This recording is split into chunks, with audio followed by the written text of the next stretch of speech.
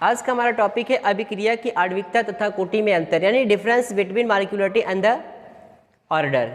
यानी कि कह सकते हैं कि अभिक्रिया की आणविकता तथा कोटि में क्या अंतर होता है। यह जो क्वेश्चन है बहुत ही इंपॉर्टेंट है, एक स्पेशली क्लास 12th के लिए बनाया जा रहा है ये वीडियो, क्योंकि ये जो क्लास 12th की परीक्षा में यूपी बोर्ड एग्जाम में 2012 में भी आ चुका है, 2013 में भी आ चुका है और ये 2014 में भी आ चुका है।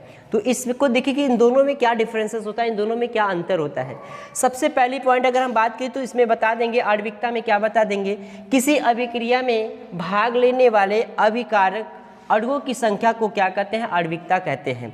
मतलब जो आपका रिएक्टेंट होता है, रिएक्टेंट्स मॉलिक्यूल्स का जो नंबर होता है उसको ही क्या कहते हैं, तो उसको क्या कर लेते हैं, उसको आणविकता कहते हैं। अगर हम यही भी बात कर ले कोटि में, तो कोटि में सबसे पहला पॉइंट बता देंगे कि अभिकारक अणुओं की वह संख्या जिनके सांद्रण से क्रिया का वेग निर्धारित होता है उसे क्या कहते हैं, उसे आप कोटि कहते हैं। ठीक है, मतलब अभिकारक अणुओं की वह संख्या जिनके सांद्रण जो होता है, सांद्रण से क्रिया का वेग निर्धारित होता है उसे क्या कहते हैं, कोटि कहते हैं। अब इसकी हम दूसरी पॉइंट की बात कर ले तो आणविकता में दूसरी पॉइंट बता देंगे कि यह हमेशा पूर्णांक होती है।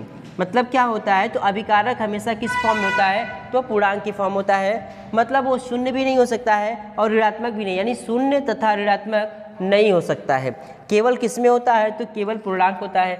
यहीं पर कोटि की बात कर ले तो इसमें बताएंगे कि यह शून्य भी हो सकता है, पूर्णांक के साथ साथ ये क्या हो सकता है, यह शून्य भी हो सकता है।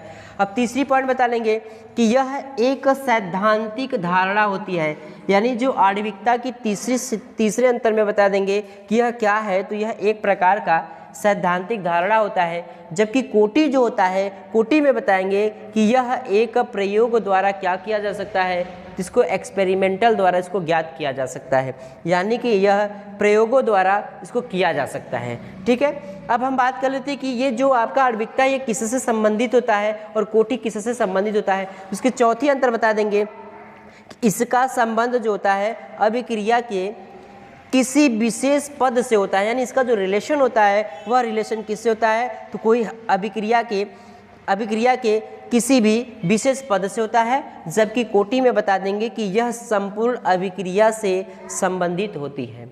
ठीक है, थैंक यू।